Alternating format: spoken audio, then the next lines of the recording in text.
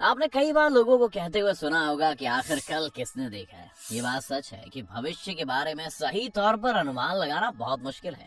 कोई नहीं बता सकता कि अब दुनिया भर में किस तरह के बदलाव आने वाले हैं। और बीते इस लॉकडाउन ने हमें यही एहसास कराया है कि जिंदगी इतनी अनप्रेडिक्टेबल है, यहाँ कुछ भी होना मुमकिन है। जहाँ ये बात सही है वहाँ ये भी सच है कि आज के वक्त में हो रही प्रोग्रेस, डेटा और बड़ी बड़ी कंपनीज के प्लान्स को स्टडी करके आप भविष्य के बारे में एक सटीक अनुमान तो लगा ही सकते हैं। और आज हम इसी कोशिश में इस वीडियो में बताने वाले हैं वो घटनाएं जो आप 2070 से पहले होती हुई देखेंगे। तो अगर आप भी जानना चाहते हैं तो बने रहिए वीडियो के अंत तक हमारे साथ। इंडिया इन स्पेस, इसरो की कामयाबियों पर हम सभी को आज बहुत नाज है। फिर चाहे वो 104 सैटेलाइट्स को एक सिंगल रॉकेट में भेजकर दुनिया में एक नया कीर्तिमान स्थापित करना हो, या फिर पहली बार में मंगल पर लैंडिंग करना। इसरो ने कम बजट के साथ ये सभी उपलब्धियां हासिल करके दिखाई, लेकिन इसरो में एक कमी है और वो ये है कि हम आज तक किसी इंसान को खुद स्पेस में नहीं भेज पाए और हमें हमेशा इसके लिए किसी दूसरे देश की मदद लेनी पड़ी।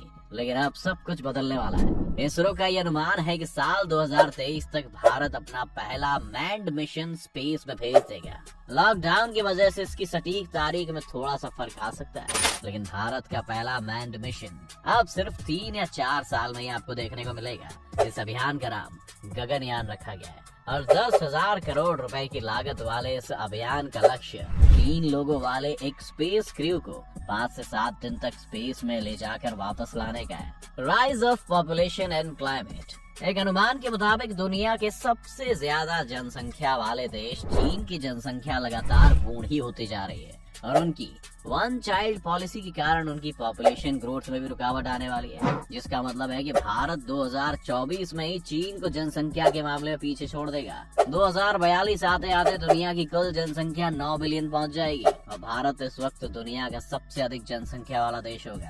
अगर ऐसा होता है तो भारत में गरीबी, बेरोजगारी और अन्य समस्याएं पैदा हो सकती है। इसके साथ ही कहते हैं इतने सारे लोगों की जरूरतें पूरी करने और उनके रहने के लिए जगह तलाशते तलाशते 2050 तक अमेज़न रेन फॉरेस्ट का लगभग आधा हिस्सा नष्ट हो जाएगा। साथ ही 50% से ज्यादा जनसंख्या के पास शायद पीने के लिए पानी भी नहीं होगा और दुनिया की 70% से ज्यादा आबादी इस वक्त शहरों में रह रही होगी। 2037 में माना जा रहा है कि क्लाइमेट चेंज के कारण आर्कटिक की सारी आइस पिघलकर आर्कटिक ओशन में चली जाएगी, जिससे समुद्र का स्तर भी बढ़ सकता है। यूँ तो इससे काफी नुकसान है, पर चीन को इससे निजी तौर पर ये फायदा है कि उनके लिए यूरोप से व्यापार का एक और समुद्री रास्ता भी इससे खुल सकता है। एलॉन मस्क, आने वाले कुछ साल पूरी तरह से एलॉन मस्क के होने वाले हैं। जहां भारत अभी स्पेस में जाने का प्लान कर रहा है, वहीं टेस्ला और स्पेसएक्स के मालिक एलॉन मस्क 2024 में एक स्पेस क्राफ्ट मंगल ग्रह की तरफ भेज सकते हैं। इस स्पेस क्राफ्ट में एलॉन लोगों के बजाय पहले कार्गो मंगल ग्रह तक भेजेंगे और अगर ये मिशन सक्सेसफुल हो जाता है तो 2026-2027 में एलॉन का मन मंगल की धरती पर पहला ह्यूमन क्रू भेजने का भी है। कार्गो भेजने से एलॉन मस्क ये टेस्ट करना चाहते हैं कि क्या बड़ी संख्या में लोगों को मार्स तक भेजा जा सकता है। साथ ही एलॉन मस्क का प्लान मार्स पर बस्तियां बसाने का है, जिसके लिए वहाँ पर बिल्डिंग मटेरियल से लेकर कंप्यूटर्स और न जाने किस किस तरह के उपकरणों की जरूरत पड़ेगी और इसके लिए बड़ी मात्रा में उन्हें धरती से ये सामान वहाँ भेजना पड़ेगा। इसके अलावा एलॉन मस्क के हिसाब से 2025 तक वो अपने न्यूरालिंक प्रोजेक्ट को भी पब्लिक के सामने ले आएंगे।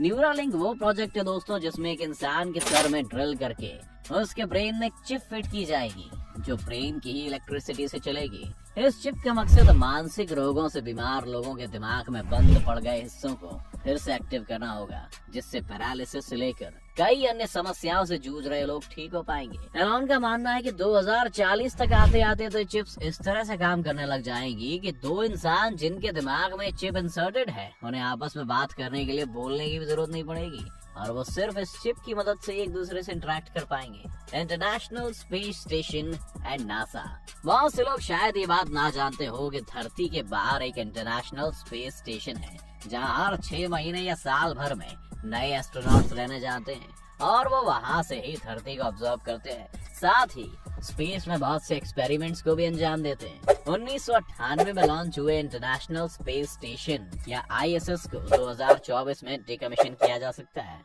ISS को फंड करने का ज्यादातर जिम्मा यूएस और रूस का था, लेकिन हाल के कुछ सालों में इंटरनेशनल दबाव के कारण रूस की इकोनॉमी को काफी नुकसान हुआ है, जिस वजह से ज्यादातर भार यूएस पर आ गया है। इसलिए इस प्रोग्राम को ही बंद करने की बात चल रही है। कुछ साइंटिस्ट का कहना है कि हो सकता है इसे डिकमीशन करने के फैसले को शायद 2028 तक डिले कर दिया जाए, लेकिन अब इंटरनेशनल स्पेस स्टेशन का बंद होना लगभग तय है। लेकिन इसका ये मतलब नहीं है कि नासा बाकी चीजें प्लान नहीं कर रहा है। नासा ने 2030 तक अपना खुद का मैन्ड मिशन मार्स के लिए प्लान किया हुआ है और वो निरंतर इस तैयारी में लगे हुए हैं। साथ ही 2036 वो साल होगा दोस्तों जहाँ पहली बार नासा 2 स्पेस रोवर्स को हमारे सोलर सिस्टम से बाहर हमारे ही सबसे नजदीकी तारे अल्फा सेंटुआरी की तरफ भेज सकता है। यहाँ के हैबिटेबल जोन में एक ऐसा प्लेनेट भी है जहाँ जीवन के मिलने की संभावना है, पर इस रोवर के वहाँ पहुँचने में 20 साल का वक्त लगेगा। तो वहाँ एलियंस की पुष्टि करने के लिए हमें 2056 तक रुकना पड़ सकता है। Electric vehicles and clean energy.